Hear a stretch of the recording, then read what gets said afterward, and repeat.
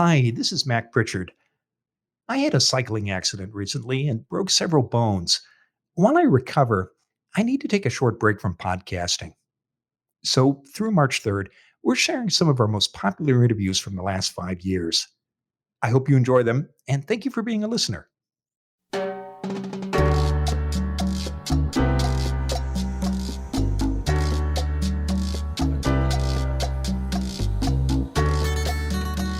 This is Find Your Dream Job, the podcast that helps you get hired, have the career you want, and make a difference in life. I'm Mac Pritchard. I'm also the founder of Mac's List. It's a job board in the Pacific Northwest that helps people find fulfilling careers. Every week, I interview a career expert about the tools you need to find the work you want. Our topic for today's show might surprise you. Our guest says you don't need every required skill in a job posting to get an interview or an offer. Here to talk about this is Eric B. Horn.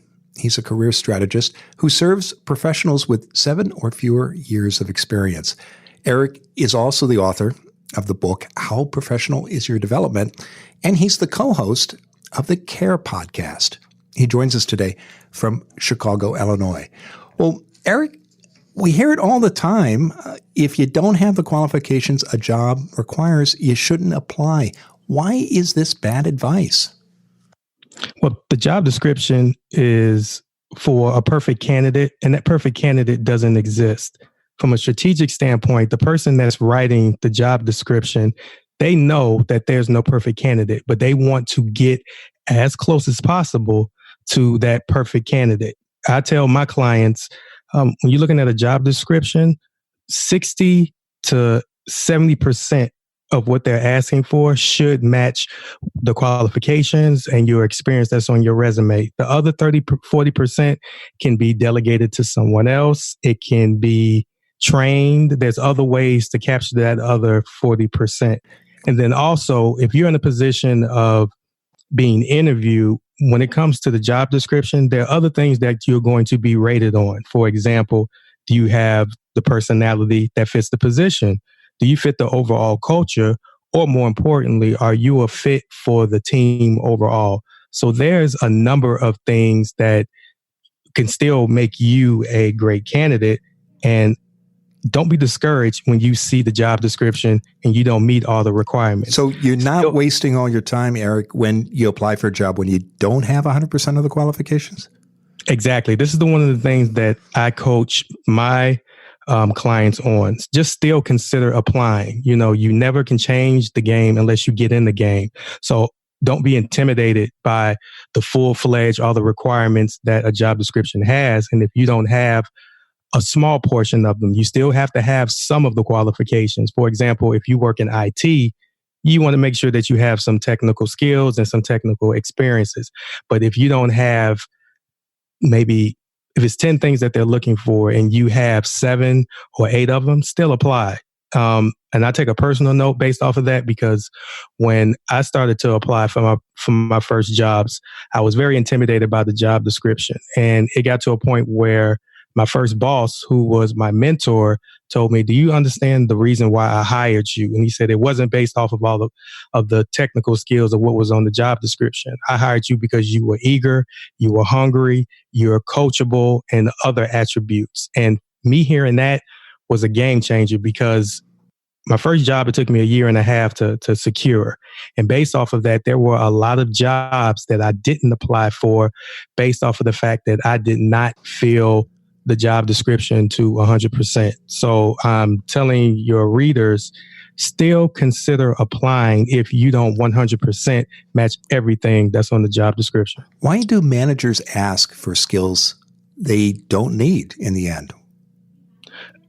It can be for 2 reasons. One of the main reasons why my manager put all of those skills is to weed out individuals. And then also I have to put myself back on the chopping block.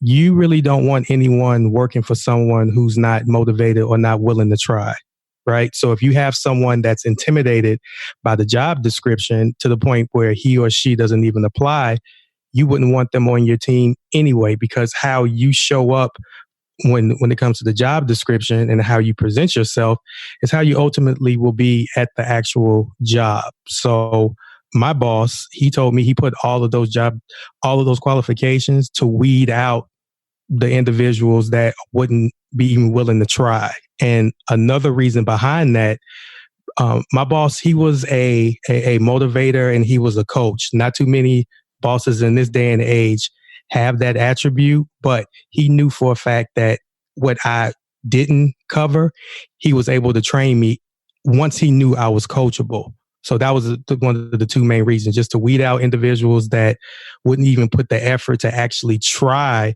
to apply for the job. But then also what I didn't meet or didn't measure up to when it came to the job description, he was able to teach and train me once again if I was coachable, which I was. How can you tell when you're looking at a job posting as an applicant which qualifications matter most?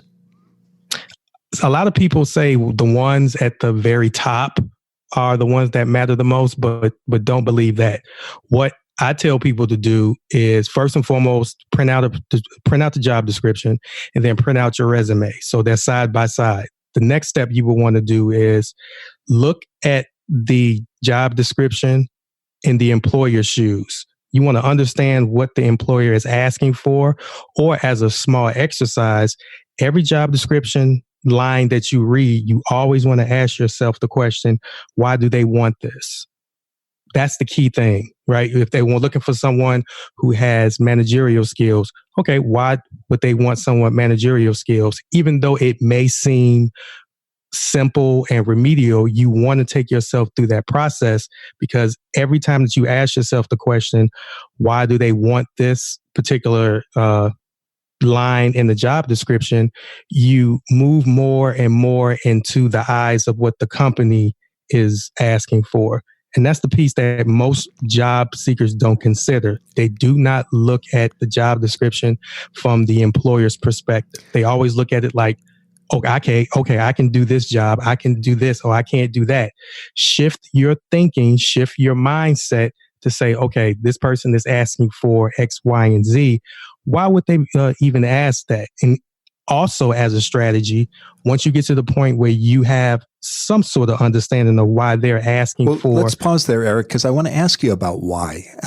You're an applicant. You're asking yourself that question. How do you answer it? Because you can't pick up the phone and call the employer, can you?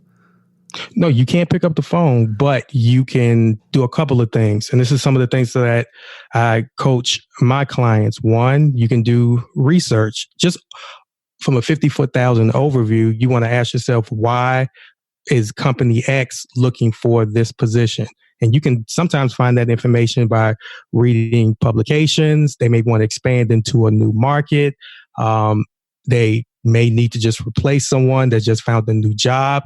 So just doing some basic research. Okay, you look at publications. What are other good sources that you send your clients to when they're doing that research?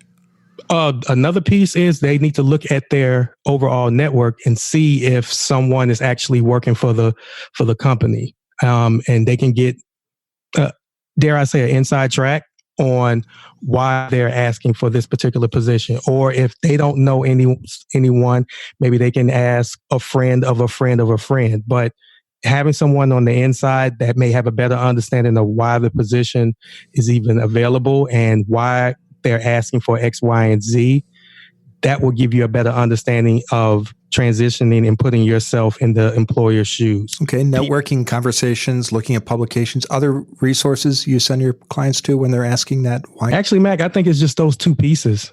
Those are, but based off of my experience, it's the research or finding something from an inside track. Those are the two pieces. Terrific. Are some skills non-negotiable, Eric, when you're looking at that list of qualifications? Again, we talked about how to figure out what might matter most, but are there some that are just deal breakers? Yes. For example, and this is one piece that I go through when it comes to people who are trying to transfer it into another industry. For example, I came from the IT space.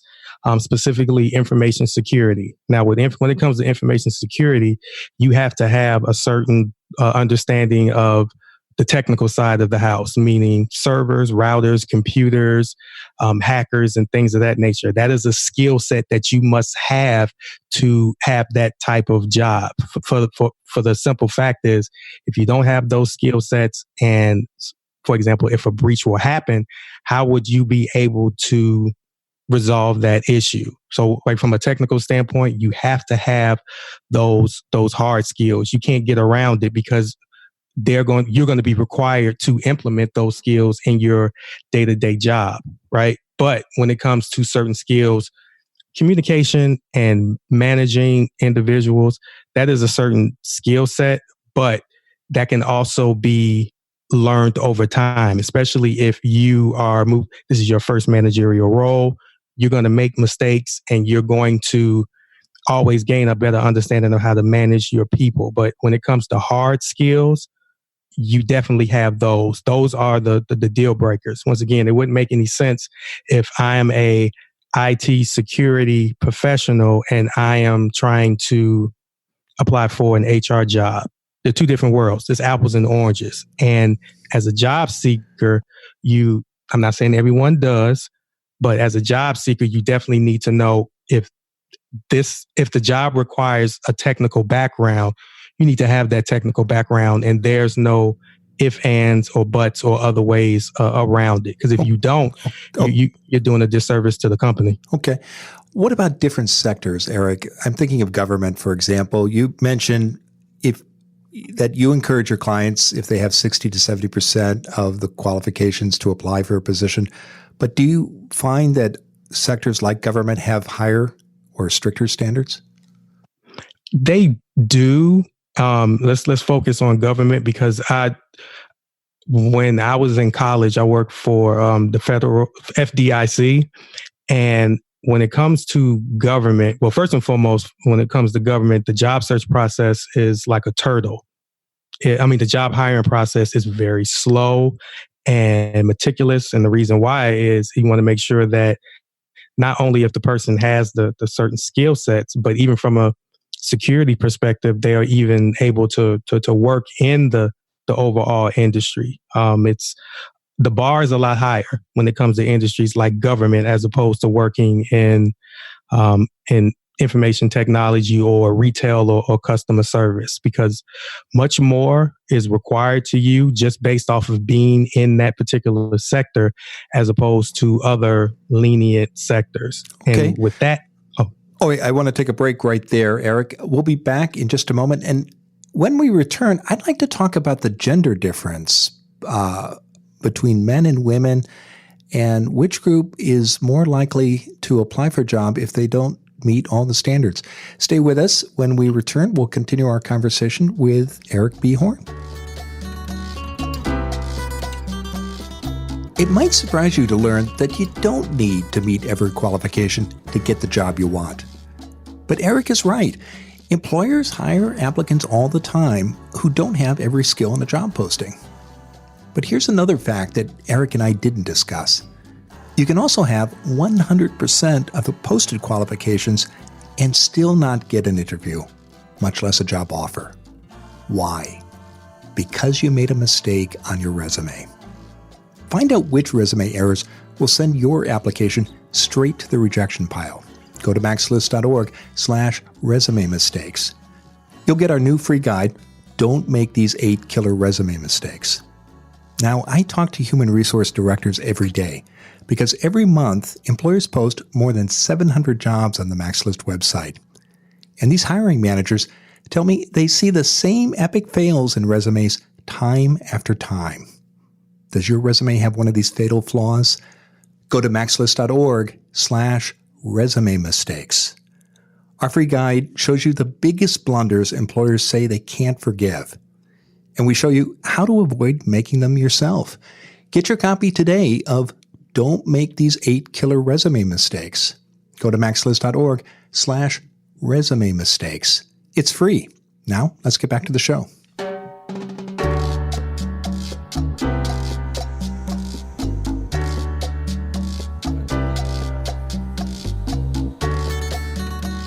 We're back in the MaxList studio. I'm talking this week with Eric Horn. He's the author of How Professional Is Your Development? Eric, we've been talking about whether or not you should apply for a job if you don't meet all the qualifications. There's a gender difference here, isn't there? Definitely. I encourage anyone, whether they're male or female, but we all know that there are more barriers when it comes to a woman professional. And I encourage any woman, if there's a position that you feel just from a paper perspective, that you may not be qualified for, go for it anyway. You'll surprise yourself. I'm rooting for you. Okay. That's terrific. Let's talk about how to talk about your missing qualifications or with an employer. Let's start with the application materials. Let's say you've got 60 to 70% of what the employer wants. You're putting together your cover letter and your resume. How should you address that skills gap? I would address it in a sense, I would say address it head on. For example, you may say that you currently do not have skill set X, Y, and Z. However, you are in the process of learning these particular skill sets. Show the employer that you may not have this particular line right now, but you are eager to learn it and you are motivated to do it. So I tell people, don't avoid it, right? Because if you avoid it, 9 times out of 10, that's going to come up in the overall interview. So you definitely want to be prepared based off of that. And the best way to prepare for that is be open and honest, be upfront, but then also show the employer that you are in the process of filling these gaps. You know, you're motivated enough to do it. And a lot of times the employer, they may say, okay, you're in the process of learning this. Then the questions will start to segue to, okay, when were you going to get this certification, or when are you going to get this particular degree? So in their mind, they know that you're working towards it. And then you also have a hard set date that you will receive that particular certification or you'll learn that particular skill. So, okay. Well, how do you do that in a cover letter, Eric, and a resume or an application form? Because there's a limited amount of space. And again, you've got that 60 to 70% of the qualifications. There's something that you're missing. How do the clients you work with successfully address that gap in their cover letters or in the text of their resumes or application forms? Well, in the cover letter, I always tell them to focus on what you do have and highlight, because if you have 70% of what they're looking for, that means you have a lot of accomplishments. You have a lot of great things to say or to highlight based off of what you've done with that particular skill and how it ultimately helped the company that you're currently at moving forward, right? You always want to focus on your strengths, not your areas of improvement, so to speak. Not saying that you shouldn't mention it at all, but when it comes to the resume, highlight the stuff that you do have, because 9 times out of 10, if you make it to the interview stage, 9 times out of 10, you can discuss what you may not have, but then also let the person interviewing you know, here's the plan that I have moving forward to fill in these gaps. I want to talk about the interview stage. Before that, let's address a topic that we haven't discussed, which is sometimes jobs require a college or master's degree. What do you recommend to your clients who might not have a college or a master's degree if that's listed as a requirement? Wow, that's a good question. Once again, having a college degree or a master's or an MBA, 2 things you can do. One, do you have a heavy amount of relevant experience for the position? Right? Because some managers may take someone with 10 years of experience in this particular area as opposed to having a, college degree, right? Because I always feel that experience will trump a degree, because I've seen people who may have a master's degree and they completely fold when it comes to actually doing their work, as opposed to someone who would have the relevant experience and a significant amount of that relevant experience where they can go in and hit the ground running. Or on the flip side of that question, is this is the same type of piece when it comes to someone who, if you're looking for an IT security job and you don't have IT security experience, you may not want to apply for that position.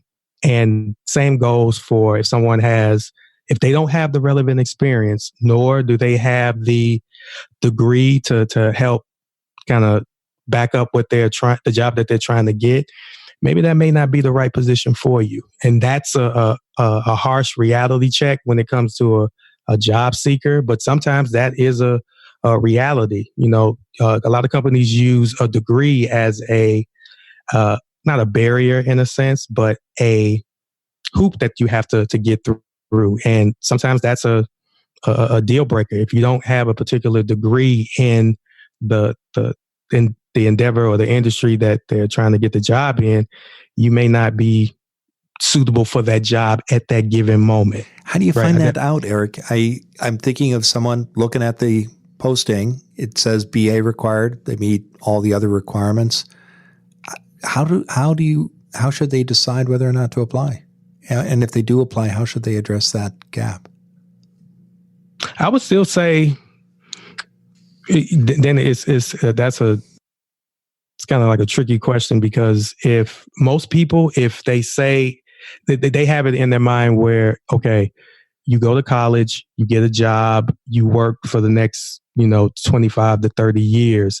And a lot of people, they use that as a barrier to the point where they may get discouraged and not apply. And I know this kind of goes against the grain of saying why you don't need, to meet all the job requirements. But, like I said at the very beginning, there are some that you need to meet.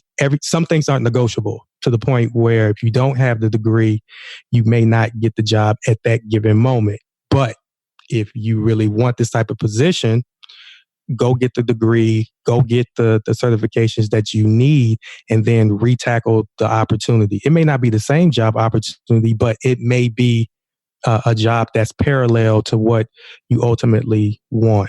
Okay. Let's talk about the job interview. You're in the room. You've made it past the screening process. Again, you're a person with 60 to 70% of the requirements. You said earlier, lead with your strengths and your application materials. What do you do when you're in the interview room? Do you bring up your lack of qualifications, or what do you recommend?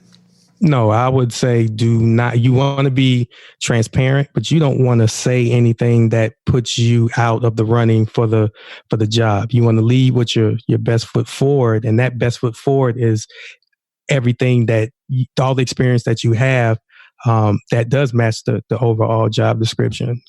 Because you don't want to be in a situation where you're in the interview, and you're doing a very good job of the interview, and the employer considers you a strong candidate, then you open up Pandora's box and say, well, I don't have X, Y, and Z.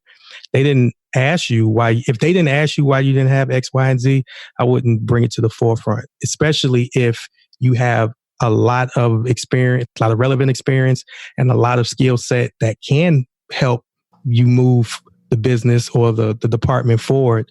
Lead with that. I wouldn't, expose any type of quote unquote weaknesses when it comes to a job interview, because you don't want to put yourself in a position where you're, in the running for it, but then you say you expose your weaknesses and then you kind of get knocked out the picture. So if you do get a question about the lack of a qualification, how do you recommend responding? Well, the biggest piece, again, would be if they've identified something that you do not have, let them know the plan that's in motion or that will be in motion to actually close that skills gap, right? Once again, if they're looking for someone for X, Y, and Z, I'm currently going to school or taking some online training to learn more about X, Y, and Z, because I know that this is a piece of the job description that will be utilized in the actual job. Once again, but just don't say you're not doing anything to close that overall gap, because once again, you give him or her a plan on how you will close that skills gap based off of what you're going to learn. That shows that you're being proactive. That shows that you are serious about taking this quote unquote weakness or the piece that you don't have and start to go through the process of trying to acquire it. That speaks volumes because that shows people who are motivated. They understand where they currently are in their career, but that doesn't stop them. They're even more driven to gain the necessary skills that they need to match that piece on the job description. Let's talk about confidence. Sometimes the lack of qualifications can affect a person's confidence, especially in an interview. Could you talk about that, Eric, and how you recommend people address it? Well, you also have to look at it from the perspective where there are, millions of job seekers now, and there are certain levels when it comes to the job search process. So if you've gotten to the point where you've gotten an interview, so you went from applying online and really not knowing if the person on the other end that's looking at your resume may be a good fit, to the point where you have an interview, that's moving in the right direction. And that should give you some confidence, at least to say they are considering me. So you're going from, I don't even know if they want me, to, okay, I'm at the interview, so maybe they will consider me for this actual position. That's the type of, and you use that as building blocks of confidence. So when you actually get to the actual job interview, you go in saying, okay, they may want me. Let me put my best foot forward. Let me highlight of my good attributes, really not kind of focus on the lack of skills that I have. Doing stuff like that, it will help build your confidence. Maybe not to the point where your confidence level goes from 0 to 500, but if it goes from 0 to 25, that's a step in the right direction. Okay. And so I tell people that. Excellent advice. Eric, tell us what's next for you. The next piece for me is to continue to promote my book, How Professional Is Your Development? And at a high level, the book is a self-development guide for college graduates on how to be successful after graduating. Long story short, this book is filled with a lot of the mistakes that I made as a college graduate. And I don't want anybody else coming out of college to go through what I've gone through. So I package it in a way where they can learn from my successes and my mistakes. I know listeners can learn more about your book and your coaching services by visiting ericbhorn.com. Now, Eric, you've shared a lot of great advice with us today. What's the one thing you want a listener to remember about why you don't need to meet all the job requirements? The biggest piece is you do not, and let me say this again, do not be discouraged based off of what you see with the job description. If there's something if there's some qualifications that you do not fit, do not be discouraged and still consider to apply, because you never know. You may be in the process of not knowing if you will be a good fit for the job, but if you apply, you can turn out to be the perfect person for the job.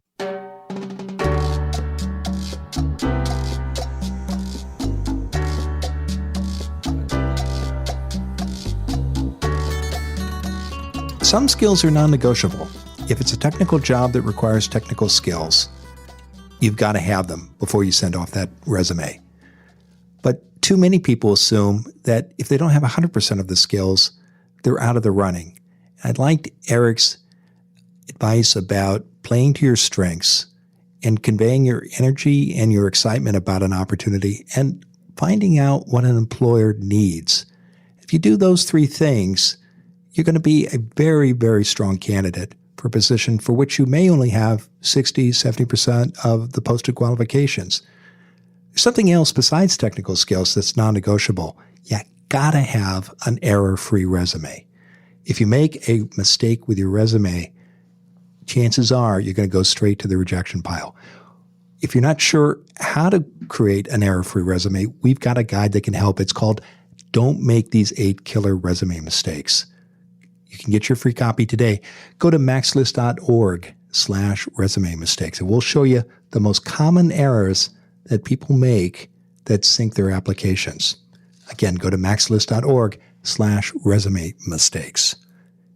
Our hometown of Portland, Oregon has a thriving technology sector, but it also presents special challenges for job seekers, especially for candidates without tech experience.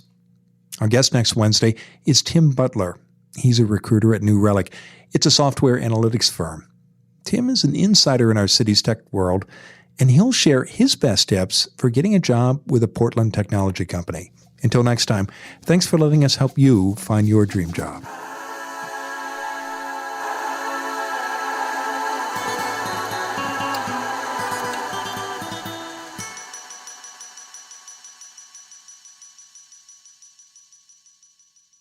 This is Mac Pritchard again. I hope you enjoyed this interview from our archives. Please join us next week as we share through March 3rd some of our most popular interviews from the last 5 years. And thank you for being a listener.